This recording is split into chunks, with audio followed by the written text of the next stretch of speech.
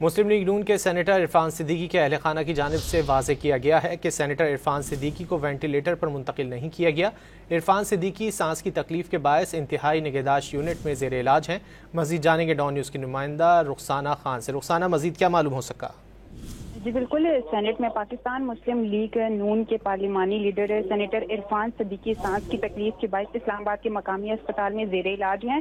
ذرائع کے مطابق سینیٹر عرفان صدیقی کو وینٹیلیٹر پر منتقل نہیں کیا گیا، تاہم انہیں انتہائی نگہداشت یونٹ میں طبی ماہرین کی نگرانی میں رکھا گیا ہے، اور اہل خانہ کا کہنا ہے کہ عرفان صدیقی کی حالت میں بہتری آ رہی ہے اور وہ جلد صحت یاب ہو جائیں گے۔ اور یہ ہے کہ سینیٹر عرفان صدیقی کے اہل خانہ نے بتایا ہے کہ وہ سینیٹر عرفان صدیقی سانس کی تکلیف کے باعث گزشتہ کچھ دن سے اسلام آباد کے مقامی اسپتال میں زیر علاج ہیں۔ جی بہت شکریہ رخسانہ خان ان تفصیلات کے لیے۔